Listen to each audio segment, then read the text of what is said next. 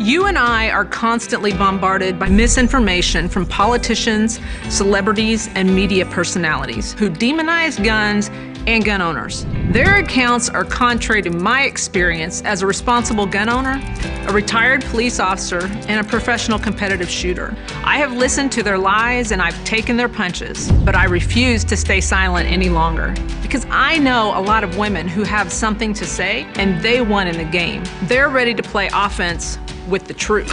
The truth is, we all want the same thing: to protect ourselves, our families, and to be safe in our communities. The DC Project is a nationwide grassroots organization made up of women from every demographic. We come from all different walks of life, but we are united in preserving our Second Amendment rights. As we share our experiences, we push back against gun control lies and oppose those who demand our rights be restricted. As an immigrant from Venezuela, I saw how easy it was for freedom to die. My family and I watched tyranny destroy our home. In Venezuela, the media, celebrities, and politicians repeated the same anti-gun messages until people found it normal and acceptable to give up their freedoms. The reality is, none of it is normal or acceptable.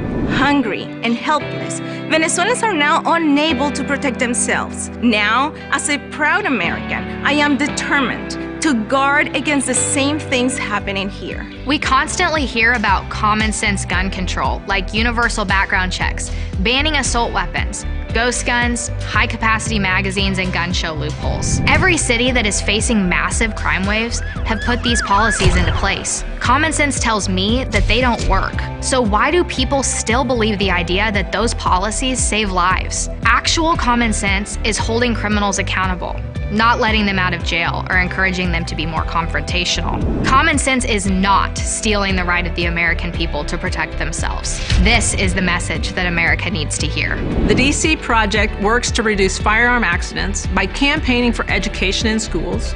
We counter the false gun control lies by testifying in hearings and meeting our legislators. We equip our friends, our families, and our communities to know the truth. Gun owners are good people. America is a beacon of freedom. The Second Amendment is a vital piece in ensuring that our kids can have a free country to grow up in. We stand with the lawmakers who support the Constitution, and we provide armor from the attacks by the gun control lobby. Join the DC Project today. Become a member, donate, or subscribe to our newsletter for updates on how we educate, advocate, and preserve our Second Amendment rights for generations to come.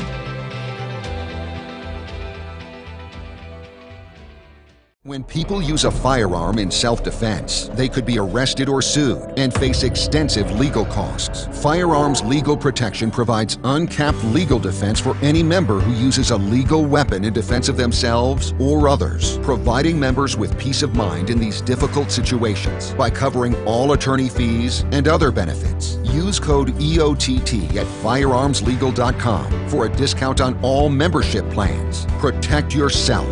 We'll protect you.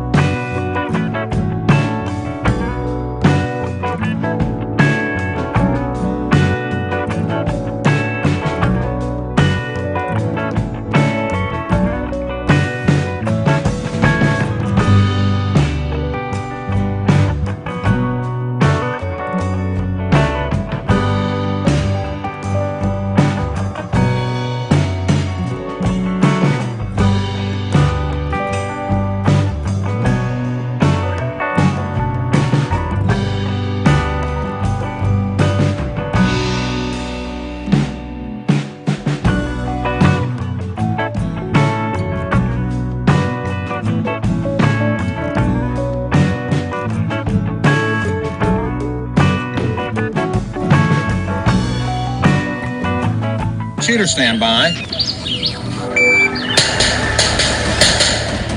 You hit the radio bullseye. And the home for everything Second Amendment, concealed carry, the latest gear, reciprocity, legislation, the right to self-protection, and it shall not be infringed. This is Eye on the Target Radio with your hosts, Rob and Amanda. Well, hey there, everybody, and welcome to Eye on the Target Radio, where we talk guns, concealed carry, ballistics, every rifling, kind of every kind of thing. So I tend not to talk rifling, but I do make fun of it. I'm just gonna say right then and there. As much as everybody ignores it, it's very interesting stuff and necessary too. Well, it is necessary. Interesting, on the other hand, I think not. Not, huh? Not, but okay. So have you been reloading or shooting or buying or shopping or packing or any of the things related to guns and concealed carry? No, not really. I mean, I went shooting the other day for a little bit, but I mean, it was a couple hundred rounds of jumping around and well, it's good because I have not been. I've been carrying, and I've been working with a knife. I switched back to my Walther 40, and so I've been carrying it more, and it's small and convenient and easy to handle. So I'm all good with it until I have to buy bullets and find out how much they cost again. Yeah. So I was planning on buying a new gun. For some reason, it did not work out for me to get the gun I want. I know what gun I want, and I just have not been able to locate it. And so that seems to be a big problem in the industry. Better off because when you buy your gun, you get on a list, and pretty soon everybody's looking at you. I'm probably on a list, one or two or something, but okay. But so that means that I'm going to be taking to Gunsight. I'm going to take my 365. So I know that I have more work to do than others because my gun is smaller, and so that's no kind of excuse. It is an excuse. It's my excuse. A whole like 3/4 of an inch of barrel don't make one. Au contraire. That would be basic trigonometry, the sight distance. It makes a big difference. 3/4 inch match grade rifle barrel. Woohoo. No, it's not about the match grade rifle. It's about the distance from the front sight to the back sight of my eyeballs. Then from the other one, front sight, back sight, and eyeballs. The distance between one eyeball to the other and what's going on in between there. And the nut behind the wheel. I got it. I'm sure that's exactly where you're going. But no, I know that I shoot better with a bigger gun, but I carry with a smaller gun. And so the training needs to be kind of a complement of the two. I mean, because really for concealed carry, it's not about being the perfect shot. It's about having... throw their gun in a pile when you get there, and then you have to shoot whatever you find. And you may end up with whatever somebody brought. Right, and then somebody else will have a little gun. Right. I mean, you never know what you're going to end up with. I don't think it's going to work that way. Yeah, it'll make you a much better shot. By the end of the couple of days, you concentrate a lot more trying to I do not think that Gunsight is a pile of guns type location. I just don't think that's where you may end up getting your gun is out of a pile somewhere or off of somebody that doesn't use theirs anymore. Mm-hmm. Now, we did that one time. We had we were doing scenario training, and in the scenario training, it wasn't, what were they called? They're not SIRT pistols, but they're shooting little propelled. Well, it's like the little ink cartridge. Yeah, kind of. They're not. So it's not paintball, but it's a little propelled aluminum thing, right? And so there was this whole scenario, and we're in this cafe when somebody comes in the door. They're shooting in the door. They're shooting back out the door. They're screaming. They get fake shot and they fall down. And so I take their gun, right? Because obviously they don't need it, and I don't know if they're the good person or the bad person, so I don't want them to have it. And then a bad person comes in and starts to shoot people, and so I shoot them with this borrowed gun, right?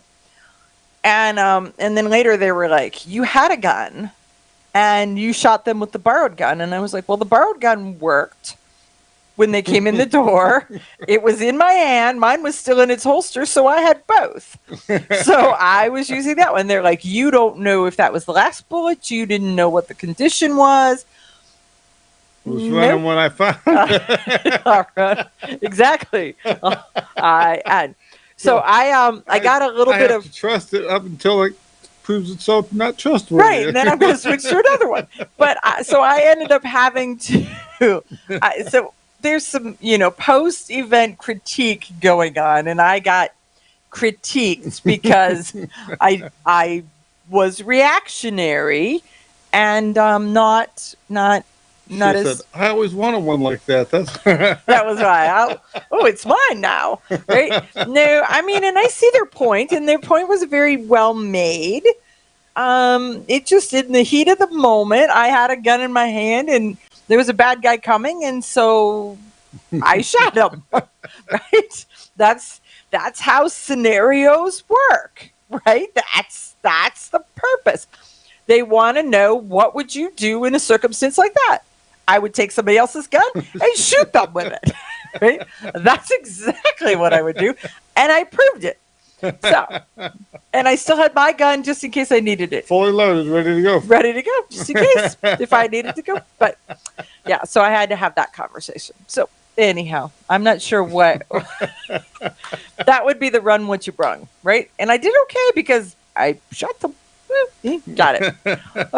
So have you done any of those kinds of where you've gone into like a shoot house or a scenario thing? When we went to with the faster, we had to all take turns being the shooter, shooty type thing. So why don't you tell folks about that? Because I think that's another scenario-based training that is interesting. Right. I mean, and they were using, it was basically like a pellet gun that used a big rubber ball, like a 50 caliber rubber ball. So it was Glocks that were modified to shoot these under compressed air. And apparently they stung. I didn't get shot. Charlie got shot, but I didn't get shot. I think that Charlie says that they hurt because he groused a lot, but I think a lot of people shot Charlie. So maybe there's a reason why people shoot. Oh, I'm sorry, Charlie. Sorry, Charlie. It was funny because the guy, he said he could tell the guys that were there as the media versus the teachers. Because the teachers, when it was their turn to shoot him, they would shoot him one time and wait for him to fall down. And when we would shoot him, shot him. We hammered down. We hosed him down from top to bottom till he hit the ground. He had walked all over the place from the fact that we weren't slowing down until he was going down. So in the faster program, I mean, it's funny, not funny, but it's this scenario thing. So we were in a program where they were teaching school administrators, teachers, those kind of things to help defend schools. Charlie's got shot 4 times, he said. So they had some extra space in the class, and so they embedded some Second Amendment media. And so these Second Amendment media folks are people who are gun people first, and then media to talk about it after. We had a great time, and the best part was, I mean, they're taking a school teacher who has the minimum amount of training, if any training at all, and then teaching them how to make this work and check their gun, make sure everything's happening, keep the gun safe, but yet be able to use it. It was a very well-rounded program. Some of the drills for shooting and that were really well thought out to make you start working on your marksmanship without spending a lot of money on bullets. So with the minimal amount of ammo expended, they were making you a better shot all the time. So They were, and they made you think it through. And you thought, I mean, I learned stuff whether I was the defender, whether I was the aggressor, whether I was the victim, right? I learned got stuff. a challenge coin at the end of that too. I didn't. I took a small gun. Wait, we're back to that small gun thing. I took my small gun and I missed the challenge coin by 1 point. I took my small gun and they wouldn't let me shoot the little gun. I had to take a real gun this for me. Well, mine made it through just barely, enough barely that I passed, but I didn't get a perfect score, so I didn't get a challenge coin. So there is that. And I'm going to use that when we go to a gun site because I'm not going to be able to get the challenge coin there. I'm just saying right now because I didn't get a new gun and I wanted one so badly. So we'll be back right after these messages. Okay, you ask yourself, who is this Realize Firearms Awareness Coalition and what do they do?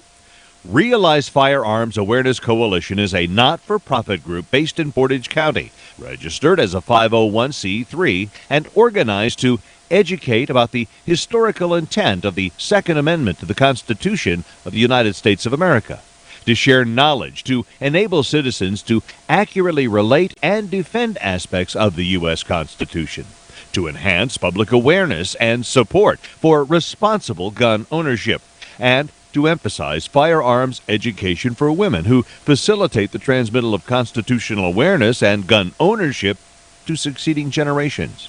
How do they intend to do that? By talking to you all and having you talk back, by hosting educational summits and events. So tune in, listen, and participate. RealizeFAC.com. Your front door, your car, your gun.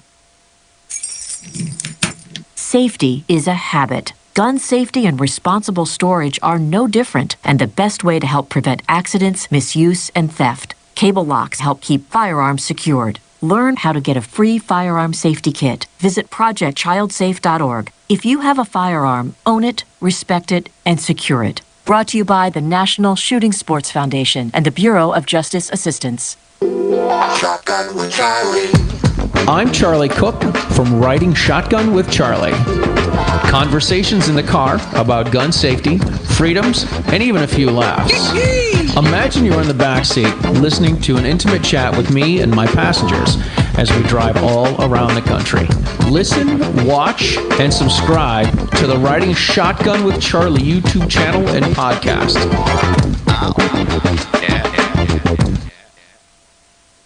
Grab your friends and head to Georgia to train with the Complete Combatant. The Complete Combatant offers a unique approach to self-defense training, layering the first signs of danger, lethal versus non-lethal decisions, and even surviving the aftermath. They offer premier firearms training with a Range Master certified instructor and host the top minds in our industry. See the courses offered on thecompletecombatant.com. That's thecompletecombatant.com. When people use a firearm in self-defense, they could be arrested or sued and face extensive legal costs. Firearms Legal Protection provides uncapped legal defense for any member who uses a legal weapon in defense of themselves or others, providing members with peace of mind in these difficult situations by covering all attorney fees and other benefits. Use code EOTT at firearmslegal.com for a discount on all membership plans. Protect yourself. We'll protect you. Ladies, ever wish you could find a brand that understood the difference between feminine and functional? A brand that didn't make you choose between looking good and looking tough. Check out offhandgear.com, a brand designed by a gun girl / mom that closed the gap to give you feminine, durable, functional gear. Offhandgear.com, the brand that gets you. We all know rust is bad. To help keep rust from forming on your firearms, tools, and other ferrous-based items, you want to have Rust is Bad in your gun-safe toolbox and anywhere you want to be rust-free. Rust is Bad bolsters and G-strings deposit small, safe particles that coat your rust-vulnerable items. Save your valuable items with Rust is Bad. Go to www.eyeonthetargetradio.com and follow the link for more information. That's www.eyeonthetargetradio.com for Rust is Bad.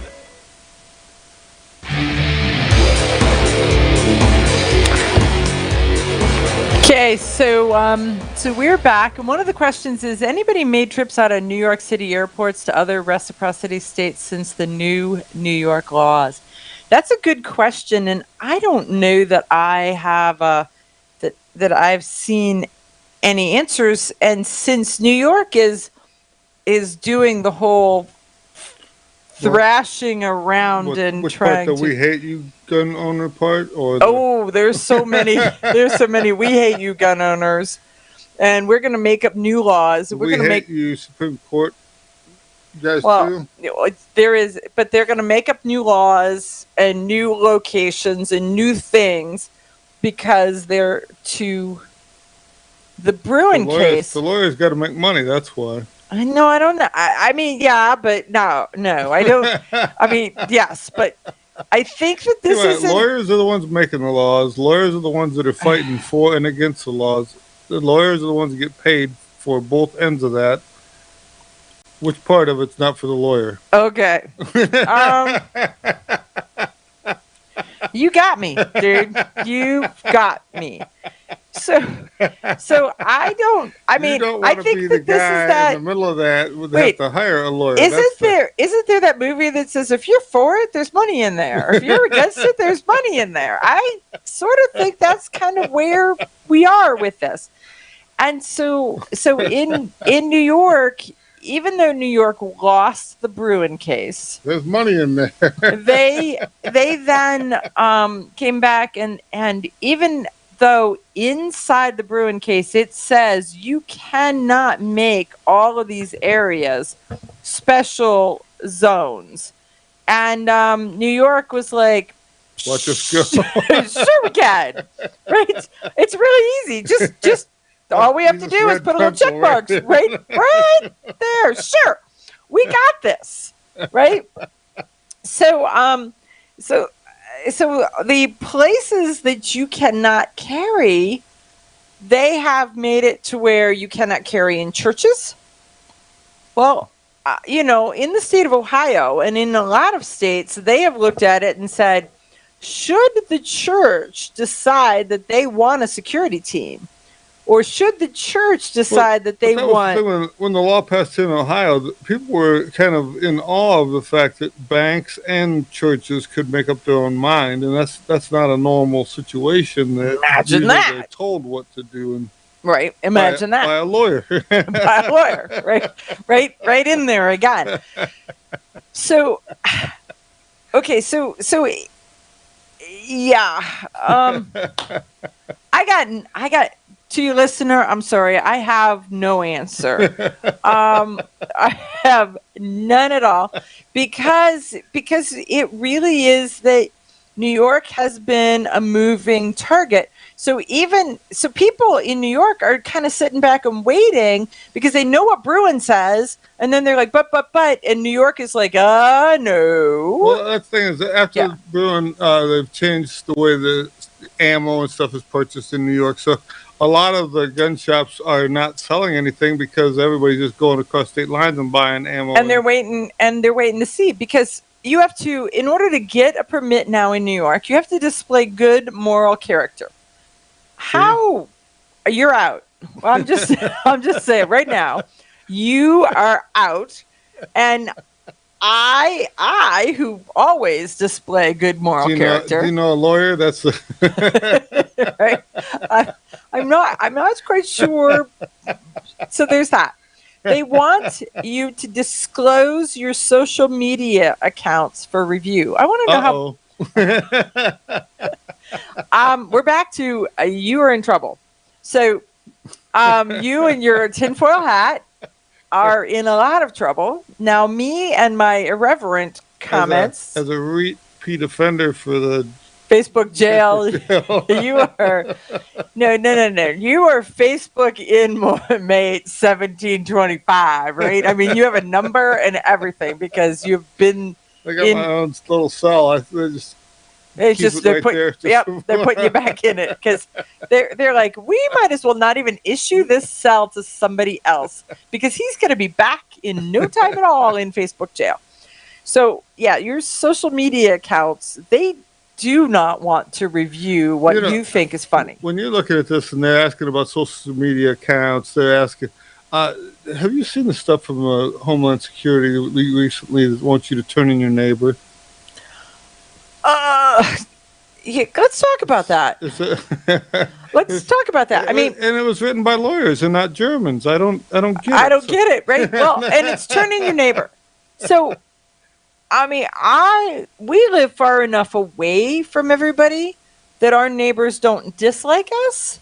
But if you lived in town, I'm pretty sure that my 8 a.m. chainsaw adventures would annoy the neighbors. If you look at anybody under a microscope, they're not normal. I would be like, what are they doing over there? Right? You're fine, Mrs. Kravitz. I need some space. We are the neighbors that we don't have this habit anymore, but we had a habit of the neighbors all knew where the keys to our truck was. And so periodically you come home and your truck was missing. And then you find a note that says, oh, I took it, right? And then one day I went to the truck and I opened the door and I was like, what is that smell? Oh, the neighbors left us dinner, but they put it in the truck and they never told us. I don't know how long ago, but based on the fact of it smelled like we had someone that had expired in the truck. Sauerkraut pierogies, eh? In the hot sun, right? For a week and a half inside an enclosed greenhouse truck. So, but we were that kind of neighbor. But after the dinner incident, we had to take the keys away and lock the truck because I don't know how many of you have read. Did you ever read 1984? Unfortunately, no. Fortunately, no. It's quite entertaining as a book. It sucks as a lifestyle. Reality, and we're living it. But I mean, when you're looking at this stuff, I mean, I got articles here. The USPS is spying on you. What is that? Why? So the Postal Service is monitoring protesters across the country. They're tracking what stuff you're shipping in and out and stuff. The Big Brother wants you to rat out your neighbor. What's going on with this? Well, we're going to talk more about what was the U.S. Post Office looking for when they were monitoring you. Because, I mean, otherwise, what are they doing? They're seeing your bills come in. They're seeing your bills come out. I mean, I don't want them watching me for anything, but we'll find out. Grab your friends and head to Georgia to train with the Complete Combatant. The Complete Combatant offers a unique approach to self-defense training, layering the first signs of danger, lethal versus non-lethal decisions, and even surviving the aftermath. They offer premier firearms training with a range master certified instructor and host the top minds in our industry. See the courses offered on thecompletecombatant.com. That's thecompletecombatant.com. When people use a firearm in self-defense, they could be arrested or sued and face extensive legal costs. Firearms Legal Protection provides uncapped legal defense for any member who uses a legal weapon in defense of themselves or others, providing members with peace of mind in these difficult situations by covering all attorney fees and other benefits. Use code EOTT at firearmslegal.com for a discount on all membership plans. Protect yourself. We'll protect you. Okay, you ask yourself, who is this Realize Firearms Awareness Coalition and what do they do? Realize Firearms Awareness Coalition is a not-for-profit group based in Portage County, registered as a 501c3 and organized to educate about the historical intent of the Second Amendment to the Constitution of the United States of America. to share knowledge, to enable citizens to accurately relate and defend aspects of the U.S. Constitution, to enhance public awareness and support for responsible gun ownership, and to emphasize firearms education for women who facilitate the transmittal of constitutional awareness and gun ownership to succeeding generations. How do they intend to do that? By talking to you all and having you talk back, by hosting educational summits and events. So tune in, listen, and participate. RealizeFAC.com. This is Cheryl Todd of Gun Freedom Radio, and I am proud to join Amanda Suffolcool and all the 50 women, one from each state, in our grassroots efforts to protect the Second Amendment as delegates of the DC Project. Grassroots organizations like the DC Project run on donations, so please consider donating to our GoFundMe/DC Project to keep the promise of freedom alive. Shotgun with Charlie. I'm Charlie Cook from Writing Shotgun with Charlie. Conversations in the car about gun safety, freedoms, and even a few laughs. Imagine you're in the back seat listening to an intimate chat with me and my passengers as we drive all around the country. Listen, watch, and subscribe to the Writing Shotgun with Charlie YouTube channel and podcast. Ladies, ever wish you could find a brand that understood the difference between feminine and functional? A brand that didn't make you choose between looking good and looking tough. Check out offhandgear.com, a brand designed by a gun girl/mom that closed the gap to give you feminine, durable, functional gear. Offhandgear.com, the brand that gets you.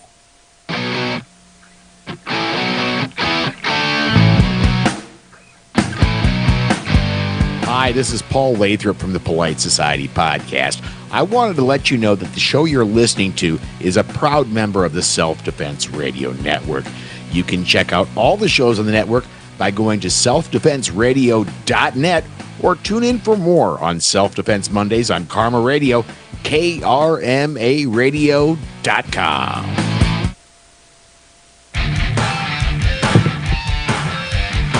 Okay, so we are back. So what exactly was the U.S. Postal Service monitoring? What were they spying on? What were they snooping on? What were they looking? They're spying on people like you and me simply because of our political opinions. Oh. That's what it says. That's what it says. Because... So, if you were... So how did they pick it out? So if somebody inspectors track the actions of gun rights activists gathering in Richmond, Virginia, people gathering are preparing to demonstrate against police in Louisville, Kentucky, after an investigation into the police shooting of Breonna Taylor, and far-right groups headed to the District of Columbia after Mr. Biden's election. But how did the post office know? Is it because you get the NRA magazine? Is it because you got a slate card from the Republican Party? Right, and I mean, when you buy stuff from certain stores and all that stuff, so they track all that. Like I say, we need a HIPAA law against all this stuff, because if you buy something from an online vendor, it doesn't matter what it is. Well, the postal lady does know that we get bullets in the mail, because she pretty much hates it when it's bullet day. Right. It's kind of like leg day at the exercise machine. But say you're careful, but you buy 22 Magnum ammo from Midway USA, and that's the only ammo you buy. They know they can go to Midway USA and look at your purchasing record, and tell that apparently you have a 22 Magnum, or you wouldn't be buying all that bullets for it. Well, there is that. But now with the new credit card stuff, where they're going to be able to tag it with a new code for sporting goods and that, so they can tell guns and ammo much more clearly. So now your credit card will track it, in addition to just going to the store and asking the store to tell you what. Right. I mean, the NRA fought for years to keep you from a list of them being able to put in, say, your name, Joe Smith, and them saying how many guns have Joe Smith bought, and it would print out everything from January 1968 to date of where he bought it at every little hardware store and gas station and all. We're just going to say that would be a list. Right, but that's the thing is, back in the day, people bought it. They didn't pay attention all that much. I mean, if you see the 4473 form from 1968, it had about 4 questions on it. Okay. And it's turned into whatever 5 pages now. Right. It really is. And yeah. But yeah. So it's 5 pages of explanation and 2 pages of questions. The questions are so unclear that they have to give you 5 pages of explaining to you when you answer this, what will happen to you if you answer it incorrectly, or what crime are you committing? Right. I mean, it's because it's a Second Amendment right, but yet you're a criminal by doing all of this. I mean, you're looking at these. If you buy bullets, you're a criminal. If you buy hearing protection, you're a criminal. If you buy targets, you're a criminal. Maybe I need hearing protection for my chainsaw and my motorcycle and my lawnmower. Yeah, well, they still just put you in that same group because they figure if you're already that out there with your chainsaw and your lawnmower, then you probably need a gun too. Exactly. So one of our listeners says that's why they want to make government digital currency to track everything you buy. Exactly. Well, that will keep it from, there's no buying something at yard sale, gun show, stuff like this where you just pay cash. Because they want to be able to get rid of that whole cash thing so that they can add tax to every level of the interaction. Well, I think too is everything is, I mean, right now you think about it, when you buy a car, if you buy a 1928 Buick, you pay more for the tax on that Buick today than the car cost new in 28. Mm-hmm. And if that car sold, say, 6 times since 1928, they paid tax on it 6 different times. They'll do the same for your gun. They'll do the same for everything else that you own too. So because they like money. Because they can. They like money. Yeah. So, lying on a 4473 is a federal crime. Act accordingly. Unless you're Hunter Biden, then it's fine. Then that's fine. Don't look over here. Don't bother to look there. I mean, it's, there's the lying on the form. I took much more offense on the fact that his gun ended up in a public trash can. That was the part that it was but you're responsible for this gun when you take it for wherever it goes. And they ask you questions like, are you the actual purchaser of this firearm? Yes, I am. And I may keep it for the next 200 years. I may keep it for 24 days. I don't know. It depends on how good it performs once I get it out there and find out that I hate this piece of crap. I thought I would like it, and now I don't like it. I don't. Yeah, there have been some that it's like, yeah, I don't. It hardly lasted 24 days. Nope. It only took 1 trip to the range with a couple boxes of bullets and. I had a Browning high power years ago, and every time you shot it, it would pinch off chunks of meat off my hand. I have had a couple of guns that I have had to put that was what I was thinking while we were talking was I have had to put a Band-Aid on as a preventative measure, a prophylactic, if you will, to keep from bleeding all over my gun. Mazda HSC, the same thing. It would grab your hand and then punch. Just chew off a chunk? Chew off a chunk and spit it at you, and pretty soon you're covered in these little blood speckles all over you. And you're like, where did all that come from? And then you look and you're like, oh, there. Yeah, I had a revolver one time that it shot things out the side, little splintery things. And at first I just thought it was the revolver. I come to find out that it was out of time, and so it was shaving off a little bit of the bullet on its way out and turning it into little javelins and shooting them at me from the side. It was less than fun.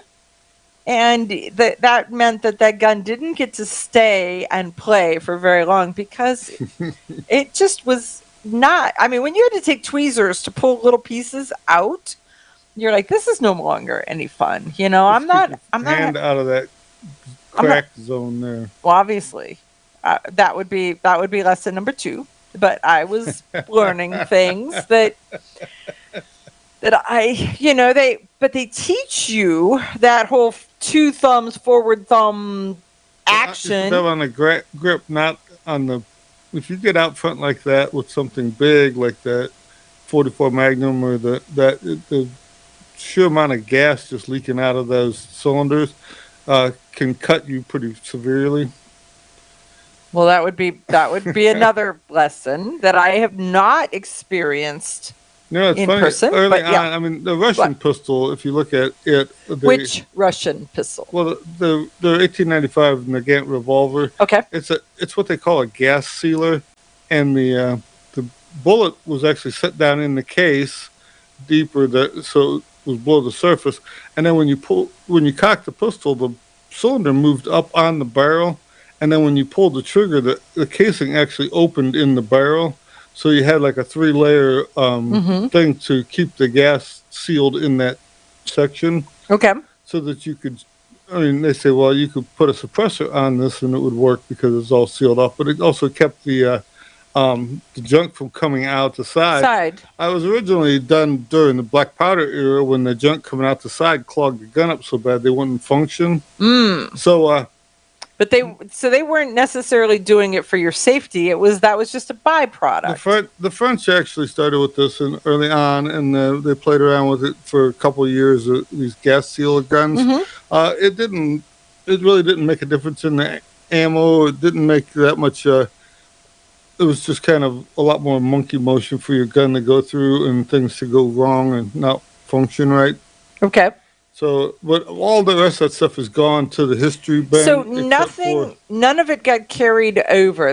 Nobody looked at this and said, "Oh, that was a great idea." They just looked at it and said, "Monkey motion, monkey motion." The Russians continued building them from 1895 until about 1970 or something like that, when they decided that the Tokarov was a better way to go. Okay. So they did continue it. So were those guns imported into the United States? Yeah, there's lots of them. For a while, they were cheap. I don't know what they sell for now. And then somebody was making a cylinder that you could shoot 32 automatics out of them, because the standard 7.62 by 38 gas sealer bullets are a little bit hard to come by and kind of pricey when you find them. Okay. Because, I don't know that I've ever seen them. And do they actually say gas sealer on them? I don't believe they do. If they do, they say it in Russian. In Russian or German or something. Okay, got it. I was like, how do I know that that's what I'm getting? Right, well, you'll see it because the bullet is sunk down below the casing mouth, so that it's got a pointed bullet that's down inside. Looks like a missile silo. Okay. I don't know that I have ever seen that. Do you have one of those in your collection? I'm sure I do. I'm sure I do. Right in there next to your Lilliput. So, I don't know. So, but you don't have one of those guns. You may have a bullet, but you don't. No, I've looked at it. I was going to say, how do you not have one of those guns? They're very rustic looking. Let's put it that way. You've seen the typical Russian manufacturing process of a hammer and a sickle. These look like they used every bit of those tools to beat them into shape. Now, see, and then they got it doesn't have no power. I mean, if the American 32 automatic is something they're going to convert it over to, that old 7.62 by 38 rimmed is anemic, to say the least. It doesn't have any power. See, I had a friend who worked in Russia, and he lived on the 3rd floor of a 6th-floor apartment, and his roof leaked. And so they fixed it with washing machine sides because they couldn't get siding. So I fully understand kind of rustic, because I cannot imagine trying to make shingles out of washing machine sides. Just visualize that. But we'll be back right after this.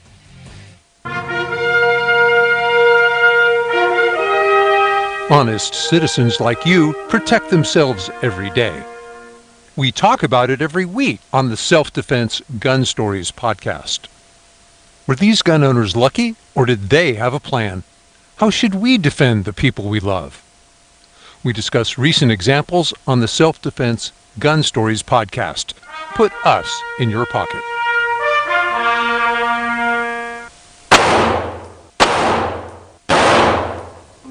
Hi, I'm Janelle Westrom, owner of Davenport Guns and Davenport Shooting Club. At Davenport Guns, we do so much more than sell firearms. We advocate for increased personal safety and security, not just for you, but your whole family and community. Go to davenportguns.com to see our online inventory and browse videos, articles, and things we just find entertaining. Sign up for our newsletter to learn more. This is Cheryl Todd of Gun Freedom Radio, and I am proud to join Amanda Seppacool and all the 50 women, one from each state, in our grassroots efforts to protect the Second Amendment as delegates of the DC Project. Grassroots organizations like the DC Project run on donations, so please consider donating to our GoFundMe/DC Project to keep the promise of freedom alive. Ladies, ever wish you could find a brand that understood the difference between feminine and functional?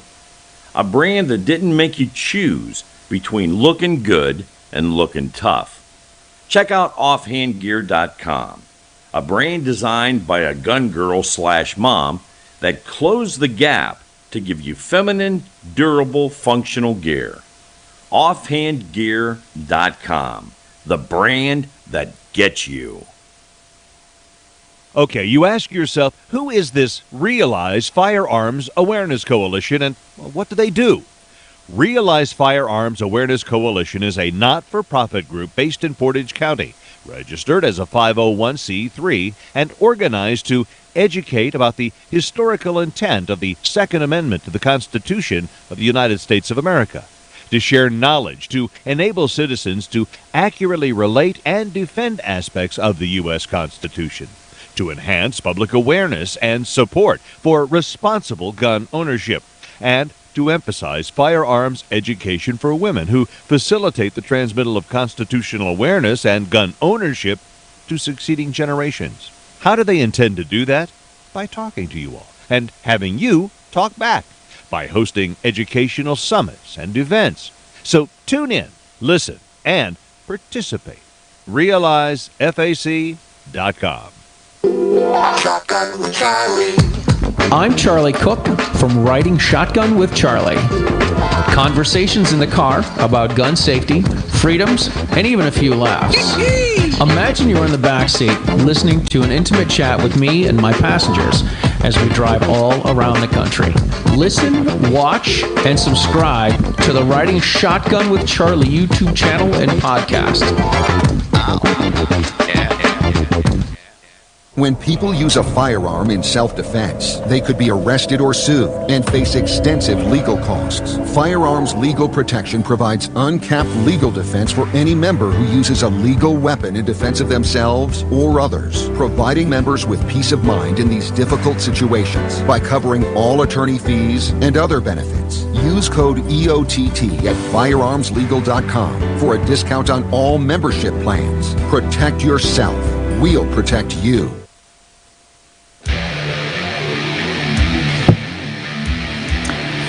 Okay, so we are back. Robin, during the break, was showing me that Russian gun and how it's supposed to seal and send all of the smoke and everything forward. And it was a liar. It was a liar. It was a little chugging train looking. It was a steam locomotive or smoky steam looking look.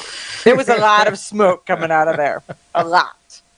So interesting. I mean, it's kind of cool to be able to have some of that old stuff and see what they thought was good at one time or another. The interesting thing to me on those pictures of that gun was the firing pin that's built into the hammer, that it kind of looked like it was a half-inch long and looked like Woody the Woodpecker, right? It looked like it was going to probably be its failure point. When they cock the hammer, the cylinder moves forward, so it has to be extra long to still reach the bullets that are Well, you saw that. I mean, it was long and pointy, and I would think that it wouldn't take long at all for any kind of handling errors to then bend it to where it's aiming out to the right or the left or something. It's kind of funny though when you look at. I mean, the American weapons look relatively good, and power wise was good, safety wise was good. The English stuff was very weak on the power wise, and their safety standards were like, I don't know, questionable. Subpar. They hold up for what they do, but they can't do anything extra. I mean, that's exactly built to specification. Okay. The Italian stuff, it was a hand grenade shaped like a gun. The Germans even made it better by they took some and chambered it for their 8mm round. So the gun was already not safe with the 6.5 by 52 millimeter round that it was supposed to use. When you put this German extra power round into it, it really starts to making you wonder if you got good common sense. Is that why pirates have an eye patch? Right. And, I mean the the Russian stuff. Their gun was really coarsely made. I mean, it's when you look at them, but the Swedes would capture them, or the Finns would capture them, and they would modify them and make them into actual good shooting rifles. And then once in a while, the Russians would capture them back, so they would have a better quality Russian rifle with these Finnish improvements. And so would the Russians then copy the Finnish improvements? No, they just were like, the oh, Russians look at me. They made the same gun from 1895 to 1926, and then they realized that they didn't need a hex receiver. That round was faster and cheaper, so they started making round ones, and they just finished it out until they went into the AK-47. And so 80 million guns later, they looked pretty much the same as the first ones. The sights are a little different. Yep, that one was working. It was good enough for my grandfather. It's good enough for me. And I am not, none of that newfangled updates and technology stuff. We're not having it. Funny that we're one of the first ones to go to smokeless gunpowder, but yet the design they chose was poorly thought out, and they stuck with it. They're consistent. They get points for consistency. Absolute points for consistency. The Germans had the nicest equipment. I mean, when you looked at it, their rifles were tough. They were safe. They were everything you could want in a rifle. So, so one of our listeners says that the 1911 hasn't changed much, and it is one of the most copied guns. So there's a lot of pieces of it that have been picked up and copied. And and it's funny because it'll start to getting to where something else comes out, and it's the new hot cool thing, and then all of a sudden the 1911 gets popular again. Everybody starts making them, and everybody buys two of them, so they got one for each hand. And well, and and it's like, oh, we're going to update the 1911. We're going to make it a double stack, but it's still the same. If you pick up a 1911, especially the A1 style that has the curved. It's got like a bigger grip safety. It's got bigger sights. It's got it's cut out around the trigger to give you some clearance for you if you got short fingers and stuff like this. You can see why a guy who's 17 years old going to jump off a boat and go kick somebody's rear end. I mean, it makes you feel fireproof invincible and bulletproof, and it's So speaking of, what is the oldest 1911 you have? Do you have a vintage one? I don't have it. I don't have any old ones anymore. They've come and gone. Yep. I mean, I've had a lot of Black Army stuff, which would be like 1918, 1919 stuff. I always was looking for like a Navy marked or a Marine marked gun, because they only did that in 13 and 14, and then they found out that it cost an extra $1 to have that marking, and so it's like property of the U.S. Army was good enough for $1. I'm not paying an extra $1 to have it say Marine, right? Navy. A Navy. Got it. That would be $1, and I could have that $1 in my treasury instead. Well, I mean, they were probably paying $12 for the whole gun, so it's $1 was a lot to put their name on. I'm telling you. Well, when CMP, the Civilian Marksmanship Program, started to pull out vintage 1911s and sell them, I was like, I think I need a CMP gun. And you were like, you are an idiot. You're better off to buy one that's a free range. I mean, you can look at it, you can see what you got. There's tons of them that have a lot of paperwork and stuff. And then you can decide: do you want a World War I gun? Do you want a World War II gun? Do you want one that's not been touched, or do you want one that doesn't matter to you if it's been to a re-arsenal a couple of times or something? I mean, if you start looking at a World War I gun that's got its original finish and everything, you're looking at some pretty serious money now. Right. Right. So you managed to hook me up with something somewhere between World War I and World War II. So I think it was an early World War II style gun, but it was funny. I had one years ago that actually had the Schwartz safe cutouts in it. When the Second World War was beginning, they wanted to order more pistols. They called Colt, and all of them.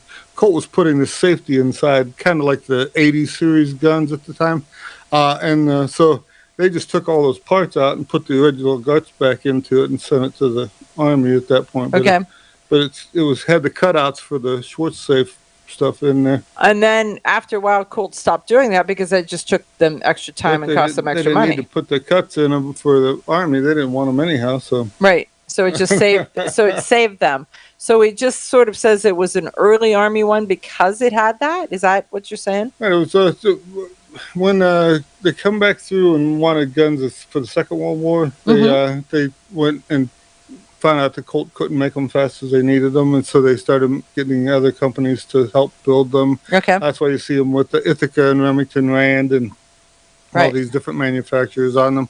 It was kind of funny because when Colt first was making the first ones, the old guys that were building them, they just would modify the print and mark it on their copy and stick it on the wall. When the engineers sent the prints to the Army to have them send it to Singer Sewing Machine and all of them, it didn't work. They found out that none of the parts would go together. Nothing fit. Yeah. So they had to go back in and get all the. They had to go to the wall. They had to go to the wall. The old timers had made. Anybody who's worked in manufacturing understands that there needs to be a feedback loop from engineering to production, back to engineering, to make the corrections. Even if you try to tell them, a lot of times they don't bother to write it down because it's not that important. So the next time the print comes out, there's no new numbers. It's the same stuff as what you used to have. Are you saying that engineers have hard heads? Is that where you're going with that? That's the decided point that I thought that you're going to. Just for public sentiment, Rob is a tool and die maker by career, and I'm now a retired engineer. So when he says that, it's a maligning of my career. Just to put that right out there a little bit, as respect from one to another, or something like that. Hey, folks, thanks for tuning in for Hour 1. We'll be back with Hour 2. Okay, you ask yourself, who is this Realize Firearms Awareness Coalition, and what do they do? Realize Firearms Awareness Coalition is a not-for-profit group based in Portage County, registered as a 501c3, and organized to educate about the historical intent of the Second Amendment to the Constitution of the United States of America, to share knowledge, to enable citizens to accurately relate and defend aspects of the U.S. Constitution, to enhance public awareness and support for responsible gun ownership, and to emphasize firearms education for women who facilitate the transmittal of constitutional awareness and gun ownership to succeeding generations. How do they intend to do that? By talking to you all and having you talk back, by hosting educational summits and events. So tune in, listen, and participate. RealizeFAC.com. When people use a firearm in self-defense, they could be arrested or sued and face extensive legal costs. Firearms Legal Protection provides uncapped legal defense for any member who uses a legal weapon in defense of themselves or others, providing members with peace of mind in these difficult situations by covering all attorney fees and other benefits. Use code EOTT at firearmslegal.com for a discount on all membership plans. Protect yourself. We'll protect you.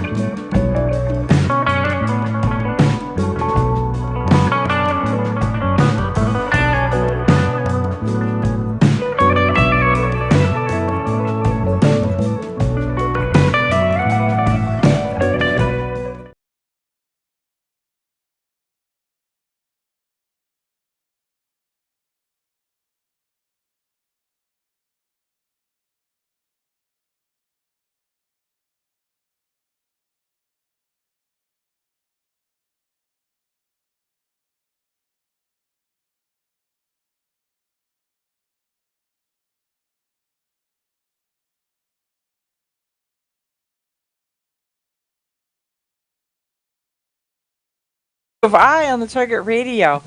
And let's talk a little bit about gun organizations because it's really kind of interesting. We are getting ready to head to, we're going to do our show next week from Dallas, from the Gun Rights Policy Conference. And so between now and then, we'll pack up and head to Dallas and be all, Rob gets to give a speech. So hang on to your hat there. He's so looking forward to that. Just public speaking is not necessarily his thing. So getting him up on stage is not. Well, words have meanings, and sometimes my meanings are sometimes there's a reason that there's that button, that safety button on the radio, right? There's that. So, but anyhow, so we're going to see the Gun Rights Policy Conference, which is hosted by the Second Amendment Foundation. Second Amendment Foundation has been so busy, so active in filing lawsuit after lawsuit and responding to the Bruin cases and all of the impact of the things that came out of this Bruin decision. Not to mention they were already busy with 30 other things before that. They were busy before that, right. So they went into that. Well, and then the NRA is also been extremely active in supporting these lawsuits. And, I don't know that I have seen any that, at least at this point, that the NRA has been the author of. I just see them with the amicus briefs and support. Well, there's a lot of ones that are coming through, and they're by like 3 different groups that are really. Gun Owners of America is the group that kind of where I'm going with this, is that Gun Owners of America has really come front and center. Firearms Policy Coalition and GOA have really come front and center in filing these lawsuits and finding people who have standing to be able to do them. When you listen to what Clarence Thomas had to say, that all gun laws are infringement, and he's opened the door for you to take that to court. Right. The big thing is now you have to find somebody who has been infringed upon and is willing to stand up and say that. Say that, right? So some of the laws carry some pretty hefty fines, and so you don't want to be that guy who stands up and says, "Look at me." Look, exactly. Well, let's go into that, because that is Cam Edwards and Bearing Arms wrote an article about GOA and refiling the lawsuits, and so they refiled a lawsuit because from this New York lawsuit that came out of Bruin, the judge determined that the modifications that New York wrote would be infringements had they been in place when the judge actually looked at the lawsuit. So you and I can see the train wreck coming when we see somebody tied to the tracks, right? Hear the train whistle and see the headlight of the train, right? We can extrapolate from that something bad is going to happen right over here. But it hasn't happened yet. The judge is like, yeah, nothing's happened yet. No one was harmed. Oh, you mean the person tied to the train tracks has not yet been run over by the train, so no one is harmed. And so that's sort of what the case was when the judge heard it in New York. And so the Gun Owners of America, GOA group, refiled the lawsuit, and when they did, they found new people. And I want to read you about these people. So they found new people who have standing, and these people, so the first one, and these are the counties. So Onondaga County in New York is this guy. So it's an Onondaga County man who intends to keep carrying his licensed handgun while fishing in state parks. And it is a place that is now off limits for guns under the law. So he states in a court document that he is going to break the law. An Albany County man who intends to carry concealed to continue carrying his licensed handgun to movie theaters, in restaurants that serve alcohol, and other places that are now banned under the law. So he's stating under penalties or under threat of penalties that he's going to break these laws. An Oswego County pastor who intends to keep carrying in his church, and the church is a banned location. A Greene County firefighter who intends to continue to carry his gun in emergency calls, likely placing him in locations where guns are now banned. And a Schenectady County man who feels the law unconstitutionally restricts his right to bear arms, but has decided not to take any actions that violate the law. So they've got these people who say, I have been harmed by this, and I potentially can be harmed a lot more. Right, but by you're going to this. see that eventually a 6-year-old's going to say he can't buy a gun because and he'll have been harmed by that. And you're going to see that the 6-year-old decided that the gun he wanted was an MP5 because it's nice and compact, and his hands actually reach the controls or something. So that'll take into account the NFA stuff that also goes into it. Then it's loud, so he might want to get a suppressor or something.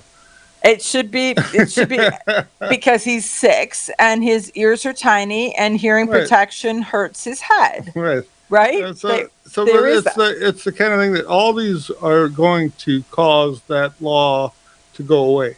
It's just how's it going to happen? And how are we going to allow that to happen, or are we going to fold because we have been under the thumb of government for so long, thinking that we need a law about this stuff? There ought to be a law against that, right? So it's the kind of thing that if we can stand firm and not give up our rights, eventually you'll be able to order one of these from Amazon and have it shipped to your house. Well, I'm looking at these guys, and I believe that these guys are kind of the shot fired off of Concord Bridge. I mean, they're standing up saying, hey, look at me, and I am willing to put my name on court documents to state that I will not comply. And so I think that that's an amazing thing. But I also, one of the points I wanted to get to was that the NRA is a not-for-profit. SAF, Second Amendment Foundation, is a not-for-profit.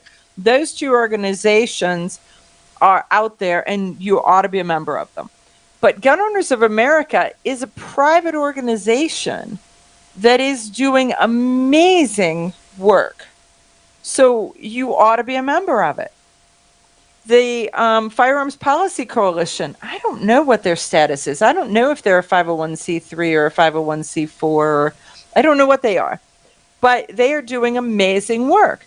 So as we're sitting here in this fight, and literally it is the fight of our lives, and we're winning, but it takes money. So seriously, folks, look at the list of organizations that you belong to and add to it.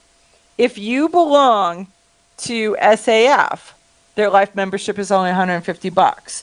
If you belong to the NRA, their life membership goes on sale for 50% off right at every annual meeting. Just knowing that you can be a member and you can go there and get a life membership for half price. I think you can sign up on a payment plan at half price even. You can.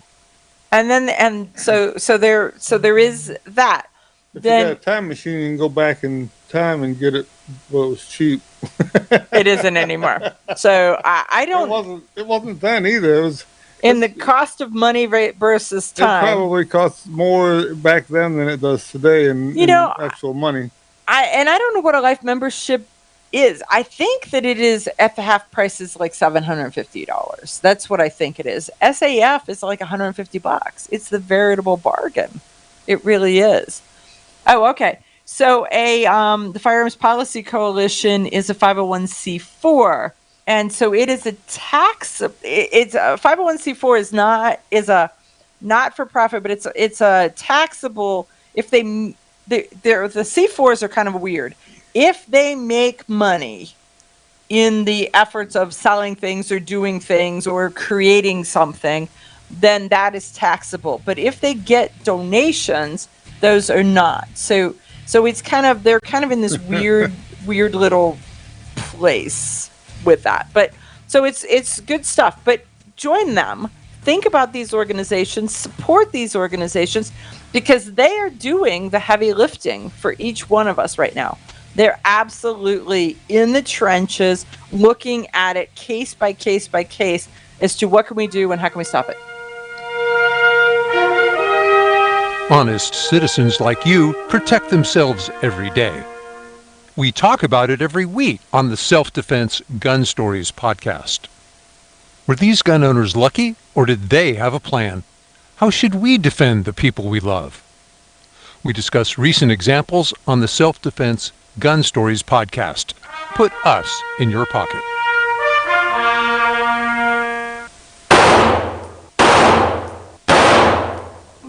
Hi, I'm Janelle Westrom, owner of Davenport Guns and Davenport Shooting Club. At Davenport Guns, we do so much more than sell firearms. We advocate for increased personal safety and security, not just for you, but your whole family and community. Go to davenportguns.com to see our online inventory and browse videos, articles, and things we just find entertaining. Sign up for our newsletter to learn more. Your front door, your car, your gun. Safety is a habit. Gun safety and responsible storage are no different, and the best way to help prevent accidents, misuse, and theft. Cable locks help keep firearms secured. Learn how to get a free firearm safety kit. Visit projectchildsafe.org. If you have a firearm, own it, respect it, and secure it. Brought to you by the National Shooting Sports Foundation and the Bureau of Justice Assistance.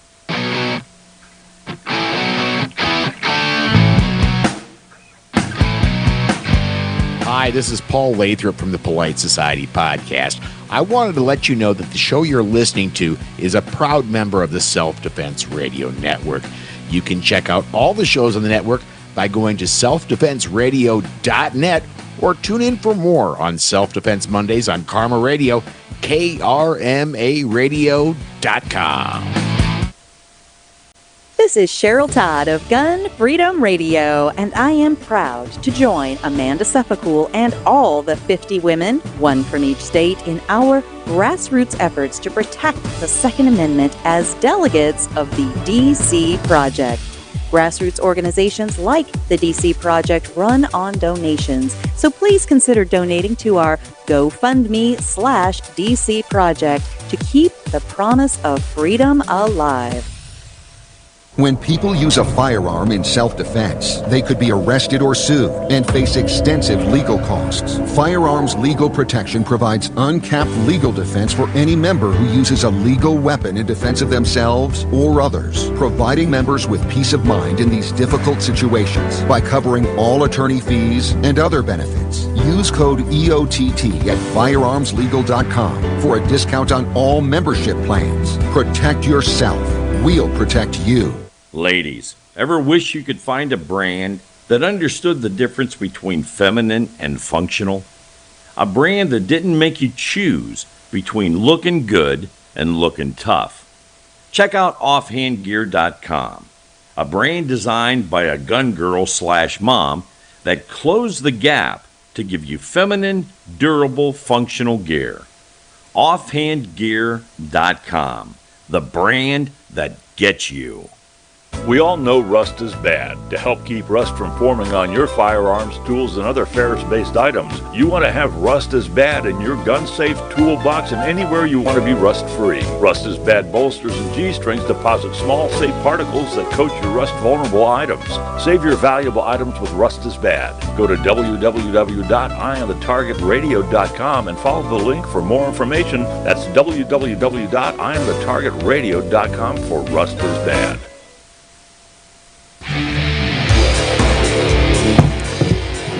Okay, so one of the things that Rob reads news articles for is to see how often the Miller case comes up. So why don't you talk a little bit about about Miller and why you think that poor dude was got the shaft. He got railroaded. Is He what really happened. did. So Miller versus the U.S. government in 1939. Miller had a sawed-off shotgun.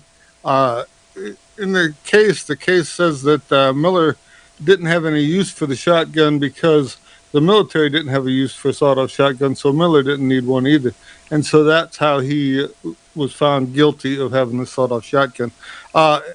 In this case I'm looking at now, where it's part of Bruin, It's another reverberation of Bruin. they're There's a saying lot that of those. Roosevelt felt that the Supreme Court didn't really mean what they meant when they said about the Miller case, and so he forced a 3-judge panel to change the way things were gone, and they use that case now as a basis. So they use it as case law. So and progressive what it is now judges made up their own standards. This guy has he's under indictment for a crime, and during that indictment time, while he's out on bail or whatever, he bought another gun or something, and he got picked up with this gun. So they're saying because he was already indicted, he wasn't allowed to have the gun. Bruin says that because you're indicted but not actually you haven't been found guilty yet, so you're not guilty of a crime. There's no reason why you shouldn't be allowed to have a gun. So they're fighting this out, and it looks like it's going to be Bruin for the win. Bruin's duking it out. Like I say, it's basically, I mean, it's everywhere, and it's going to change every gun law we know. No, what's really are funny going to be hard to take. I mean, when you say, well, this is just arms criminals or blah, blah, it may do that, but it also arms free men. And so when we are dealing with the criminal, we need to deal harshly with the criminal instead. So we were at an event on Wednesday night, Thursday night, I don't know, something like that. And you were talking to a judge from the circuit court.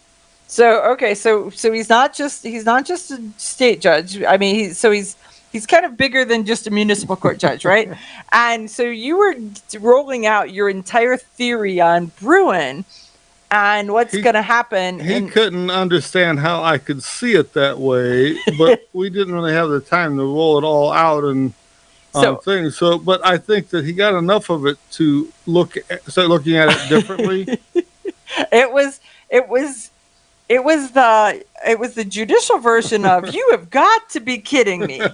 That was, and he was very polite about it, but that seemed to be where it was like, ooh, Narab is in the head of a judge, and this judge is never going to be the same again. That's all that is. I just hope that he actually takes an interest and does a little bit of research on his own and actually reads that so that he understands what it does, and draws his own conclusions from an informed position. But it was it was amusing. We'll just say amusing. Well, and if he has questions at a later date, he knows where to find me, so he can. Yes, he does. He indeed he does. And I'm not sure he's got you on speed dial, and I'm not sure that he wants to. we'll just go there. So this court case, where did this one come out? Oh, the Texas.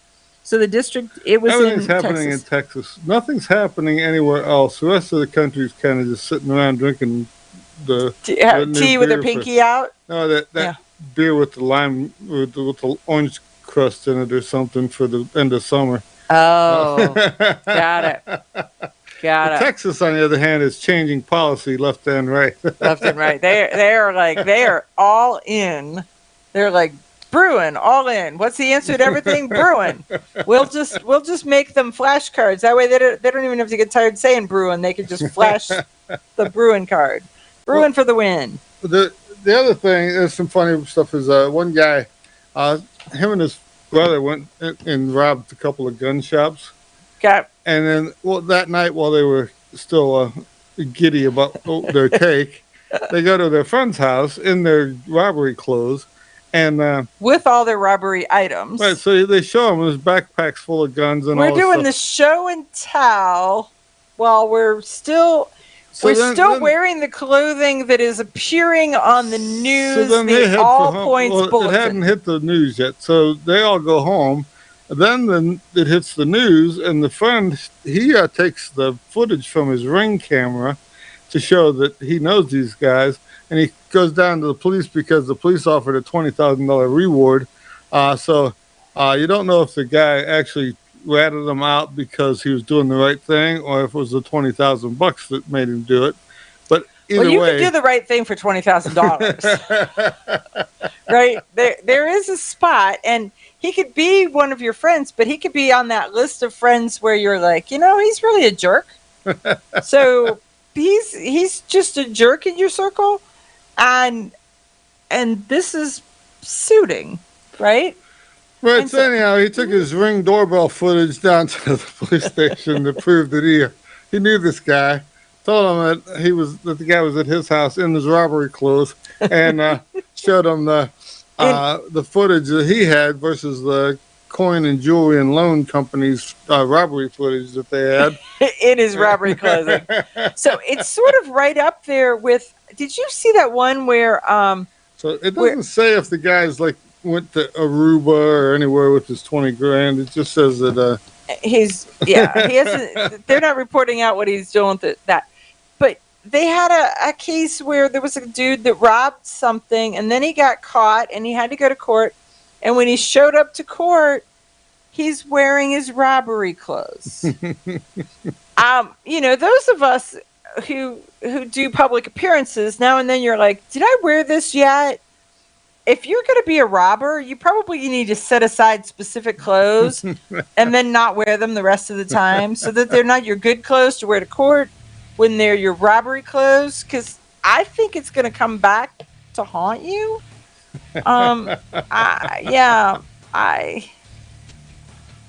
Let's see. They did not present the Bruin case properly. New York has more than just New York unconstitutional. I don't know who didn't present the Bruin case properly. So that's an interesting. We'll come back to this, Michael. So we'll be right back. Grab your friends and head to Georgia to train with the Complete Combatant. The Complete Combatant offers a unique approach to self-defense training, layering the first signs of danger, lethal versus non-lethal decisions, and even surviving the aftermath. They offer premier firearms training with a range master certified instructor and host the top minds in our industry. See the courses offered on thecompletecombatant.com. That's thecompletecombatant.com.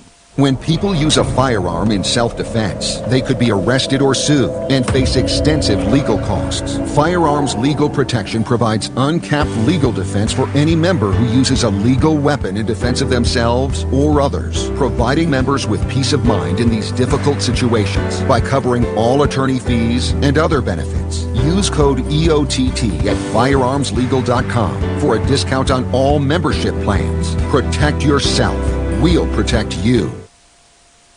Okay, you ask yourself, who is this Realize Firearms Awareness Coalition, and what do they do?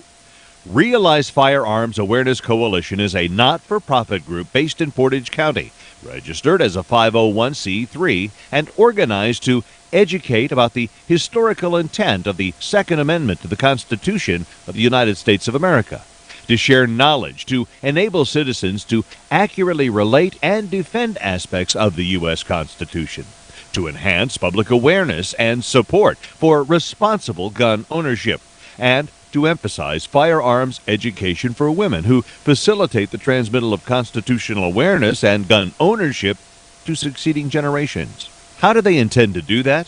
By talking to you all and having you talk back, by hosting educational summits and events. So tune in, listen, and participate. RealizeFAC.com.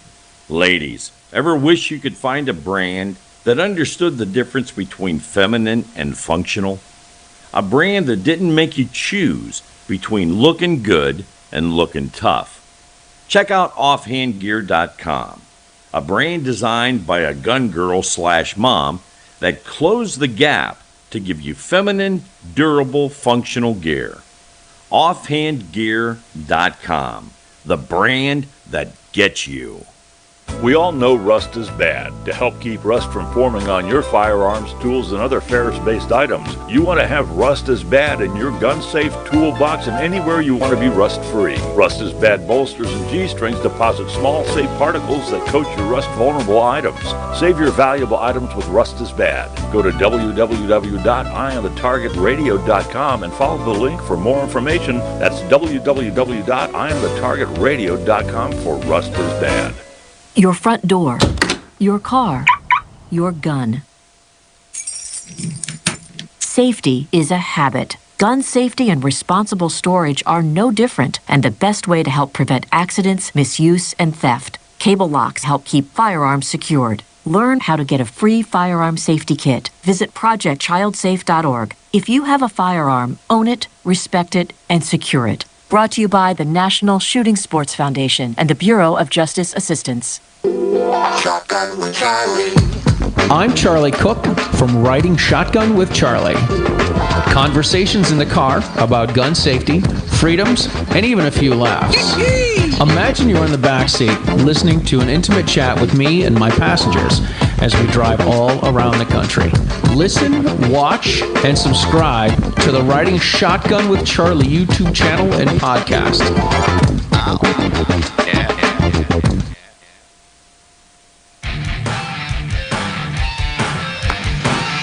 Okay, so we are back, and one of the things that I want you to seriously think about is, I'm really encouraging you to support the organizations that support your rights.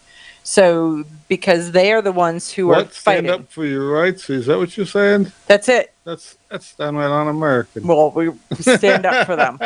The second part is that consider firearms legal, consider insurance, because there's a spot where should you have to use your gun, then it may go good for you and it may not go good for you. Look at the news every day, every place, someone's using a gun for something. So right. Whether you're a person who just goes to the amusement park or to the bowling alley or to the gas station, there may be a spot where you may have to shoot it out on your way through. Right. Well, I was reading a whole article about jogging. Not that I want to be a jogger. I want to spectate. I don't even want to watch somebody do it. I'm not. Yeah, it's not for me. I just want to cheer them on. Rah rah. I'm glad you're healthy, but yeah, I'm not doing it. But talking about self-defense in jogging and how there are so many people who are out and they become victims of crime because they're generally jogging either early morning or late evening because they're working during the day. So are they a victim of crime because somebody does something to them on the jogging trail, or when they go to the jogging trail, somebody goes into their home and steals their stuff? No, someone does something to them on the jogging trail. Well, you know that the old governor of Texas, he got attacked by a coyote or something while he was jogging or bicycling and ended up having to shoot it on the trail.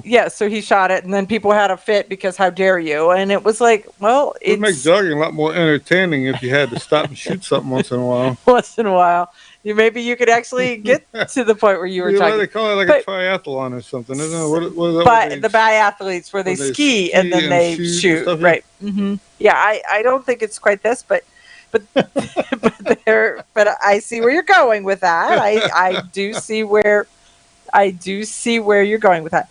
But no, there was so recently there was a gal who was killed because she was out jogging. Well, not because she was out jogging, while she was out jogging. And because it's not cause and effect, but it is. Well, had she not been jogging, she wouldn't have been in that spot to be killed. So it is cause and effect. Cause and effect. So she was that. So there's this dude who just did a survey, and so he's rolling 2009 data from a 2015 survey for 2022 information. So it's 13, 14 years old, saying that women don't need to carry guns because they don't. and that about 1% of joggers carry guns. So it was all this, and so you're sitting there reading through this whole thing, and it's like, wait a minute. My suspicious tinfoil hat starts itching when he says I don't need a gun, because that means he's going to do something to me that make me want to need a gun. I think that he's a dude. And so when he's a dude saying that women don't need guns, he's a dude. So since my he's wife a dude, watches these TV programs where at the beginning something happens and had that person had a gun, that there would have been a lot more air of time on the television for something else to play. Yes, right. But because she didn't, now they have to go through all this stuff trying to figure out why. But and the end result is that should she have had a gun? So that's exactly my point. So keep your gun, shoot for the face. All of that led me right up to where there is an article, and when I started to read the article, I was like, "Aha! Look at that!" You dastardly he's a lawbreaker too, eh? Yeah, you dastardly people. So everybody's a lawbreaker. The headline says, "Man holds machete wielding suspect at gunpoint," and then the man was arrested. And I was like, "How dare they?" He held the bad guy. The laws so that the you lawyers need a lawyer could defend to it, right? help you get through the law. So Who's going to throw this out too? It may be, but here's what happens is that the man he's the manager of a store, and he's holding this machete wielding suspect at gunpoint. He calls the police and he's like, "You stay right there. I've called the police." And so he's got the phone in one hand, he's got his gun in the other hand. The police come. And then the police start to look into things, and they then take the manager off to the side and start to talk to him, and they realize that his gun is stolen. So this would lead us to the whole thing about if you're carrying concealed, know where your gun came from, and make it have a pedigree so you know that you legally got it, right? This guy was a convicted felon, and he couldn't have a gun, so he bought one somewhere else. It got a little deeper. He could not own a gun or could not buy one through the regular channels. He could not own a gun. Bird's going to straighten that out for him too. So anyhow, there's like all of this stuff. It just kept, but wait, there's more, right? I mean, it just kept going. But I think that there's some lessons learned in here. Well, one is Bruin may straighten it out, and depending on where you are, you got to take off before the cops come. How about let's start with don't have a stolen gun in the first place? Yeah. Do not But carry. had he not, he would have been the guy that the cops would have been looking at with the machete marks on him. And machete marks don't work out well for you. They're not so good. I get that. So which parts he missed the machete marks? Now he's and no one else got hurt, and now he's in trouble. Now he's getting the full force of the law thrown at him, and the lawyer marks are going to be just as bad, just as ugly. Right. He was definitely in a no-win situation where there's either the cops are coming after me. Right. He almost should have just shot himself at that point because of the fact that he couldn't. He's going to be in trouble. It would be faster than the machete guy and less painful than the legal system. No. But okay. So the question becomes: don't bury my story yet. I'm not done with my story yet. The questions become: could this guy be the case law for Bruin? Could he be because he's doing good things also, with it? What's the female Supreme Court justice that Trump put in there? Amy Coney Barrett. She had at the time of her seating in the court, she had expressed a thing saying that this guy here was a victim of the court system, and that once he has paid his debt to society, his debt done? All that stuff should be taken care of, unless his felony was something he did with a gun. that would cause them not to give him his gun back at that point. Well, and so that would, and I am of that mindset that because I have no idea, and I didn't read any deeper to find out what this dude had done prior to becoming the manager of the store where he became the hero, and now he's the victim.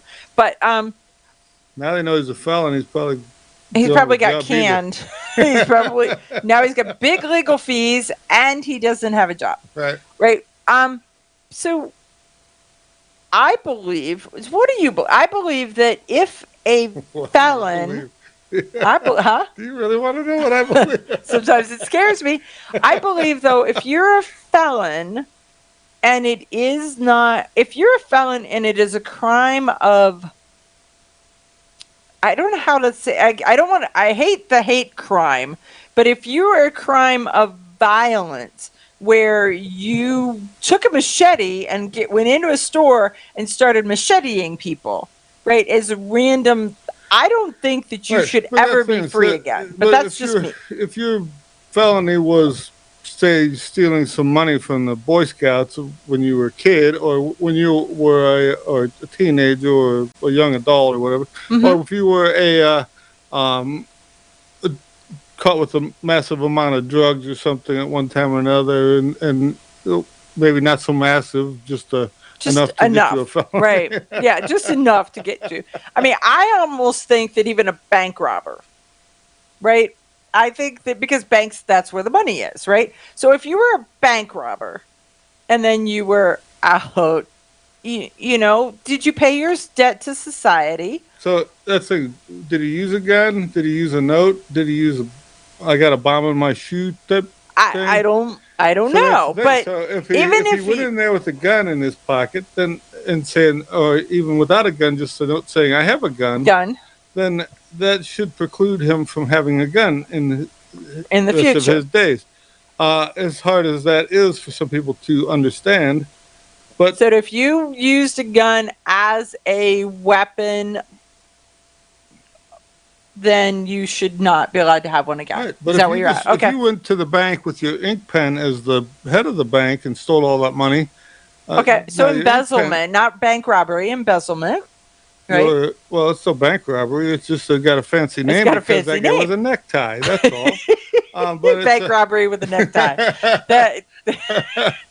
So it's still bank robbery. He just didn't use a gun. So there's no reason for the gun, good or bad, to play into that part of the discussion. Because I'm sort of that mindset. I'm sure there's a gray area in there where you're going to say, well, this guy did this, but he shouldn't have done that. And it's like, yeah, but it's the kind of thing right. If there's a gun or a gun implied, then guess what? You're getting the whole force of the You don't get it. You don't get to play that again. Right. Right. So, and if it's, if somebody there, I think that there's a lot, we can talk scenarios, but good thing we're not judges. I know we could talk scenarios on a level that I think it could probably be a drinking game. We'll just say that, hey, when we go to Gun Rights Policy Conference, if anybody wants to sit at the bar and talk about this, we could be there. We'll be right back.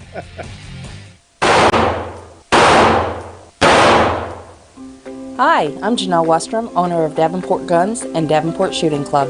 At Davenport Guns, we do so much more than sell firearms. We advocate for increased personal safety and security, not just for you, but your whole family and community. Go to davenportguns.com to see our online inventory and browse videos, articles, and things we just find entertaining. Sign up for our newsletter to learn more. This is Cheryl Todd of Gun Freedom Radio, and I am proud to join Amanda Sefcool and all the 50 women, one from each state, in our grassroots efforts to protect the Second Amendment as delegates of the DC Project. Grassroots organizations like the DC Project run on donations, so please consider donating to our GoFundMe/DC Project to keep the promise of freedom alive.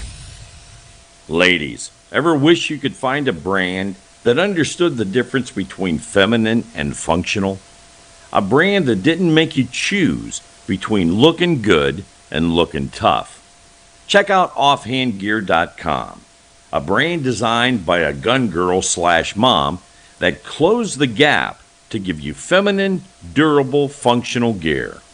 Offhandgear.com, the brand that gets you.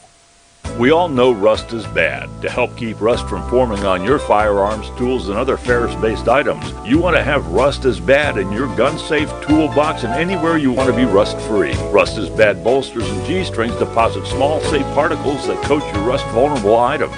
Save your valuable items with Rust is Bad. Go to www.eyeonthetargetradio.com and follow the link for more information. That's www.eyeonthetargetradio.com for Rust is Bad. Okay, you ask yourself, who is this Realize Firearms Awareness Coalition and what do they do? Realize Firearms Awareness Coalition is a not-for-profit group based in Portage County, registered as a 501c3 and organized to educate about the historical intent of the Second Amendment to the Constitution of the United States of America, to share knowledge, to enable citizens to accurately relate and defend aspects of the U.S. Constitution, to enhance public awareness and support for responsible gun ownership, and to emphasize firearms education for women who facilitate the transmittal of constitutional awareness and gun ownership to succeeding generations. How do they intend to do that? By talking to you all and having you talk back, by hosting educational summits and events. So tune in, listen, and participate. RealizeFAC.com. Your front door, your car, your gun.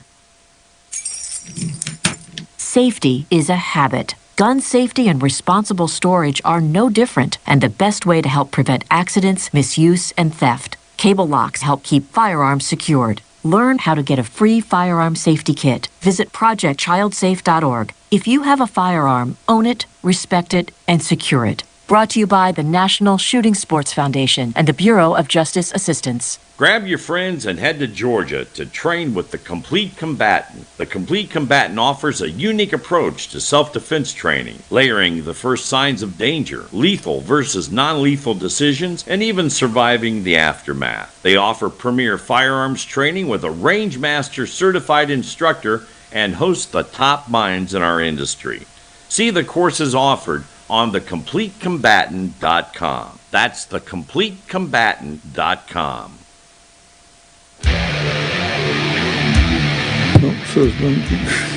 Okay, so we are back, and I want to talk a little bit about the Santa Clara County Sheriff from Santa Clara County, California. See, now she's a three-dimensional thinker, and a lot. She can see Bruin's going to help her. But she was a three-dimensional thinker. So the thing is that what she did is probably could be titled embezzlement, not bank robbery, right? So what she did was she's got a necktie. She's got a uniform she's wearing. She was selling concealed carry licenses to only the rich and famous and those who give the people what they want, I believe. No, they were. It's what's in it for me. It's so there is that. So she had it was an extreme pay to play scheme. I believe they call that a niche market. It could be. And only those who donated to her re-election campaign were able to obtain a concealed carry permit, and they needed to pay handsomely, right? So all this is happening. And so now she has been paying attention to the Supreme Court, and the Bruin case came out, and she's like, look at that. It says that they ought to issue concealed carry licenses to everybody now based on New York and the Bruin case. And so she was issuing it to the people who supported her. So that is part of everybody. So based on that, she wants them to throw that case out of court because she was issuing it to some of the everybody. You can't make this stuff up, All I can folks. think of is that old movie with Doc Brown where he's like, "You're not thinking three-dimensionally, Marty. That by the time you get there, the bridge will be built to the 21st century." That's exactly it. She is thinking. She's thinking. They used to call that thinking outside the box. It is bigger than outside the box. It's outside the box car, right? It is. She just is really, really thinking outside of reality. I believe that they call it CYOA, and there is that, so we'll just say that audacious has been written in the article because it is an audacious request, and the judge, the Superior Court judge, just did not see it in the same light. So you can't blame a girl for trying, right? But I think that, yeah. So the Smith case is going to proceed to trial, and jury selection is coming up. And so in a state that wants to defund the police, and in a state that wants to take away all guns, and in a state where they're just not overly friendly to this kind of a thing, I don't think that she is going to have a lot of luck. I really think that she's not going to have a good day. I don't see, no matter where she was at, that she's going to get a good jury selection out of that, unless she can get the zombies on that Walking Dead show to do it, because anybody that sees that they're milking the crowd for the money, right, one way or another. So makes me feel good about spending more of my money. So yeah, so if you are a gun-owning person, you're like, you squeezed me for money. If you are someone who lives on the other side of the system, you're like, okay, copper, I have no faith in you at all, right? And if you're an anti-gunner, you're saying, well, you just saw it to anybody who had money. So right. I think that no matter where you're at looking at this, she's a loser. They're not going to see it in a positive light that is positively impacting her. So the question becomes... So you can see why she was asking them to throw it out of court, because that was her best bet. Because it is a felony bribery charge. And since it has... Oh, sure. Now you're going to throw in that. So what's that? Because you got a badge, not a necktie? No, there's that. So it's a felony charge. So because it involves a gun, would it be that... She can't have a gun no more. She probably can't play with money. She shouldn't be allowed to be a sheriff anymore. She's going to... her career choices on career day are really going to be diminished. Right. She's going to be driving an Amazon truck. There is that. Not the Brinks truck. Pay attention. She's probably looking at your junk when she's there. When she's driving by. Ruh-roh. Right? Ruh-roh. Not saying Not only am I driving the truck, but I'm shopping all day long. Because we already see that she's not real trustworthy. I'm just... And they gave me this nice truck that's almost empty. It's got room in it, because the longer she goes, the more room it's got. Right? By the end of the day, she could just deliver it all to her house, whatever it is that she just happened to find. All the time at her place. She just happened to find along the road. At her warehouse that she keeps in a convenient location. Yeah. Okay. So what do you got? Maybe we should write a book about that, eh?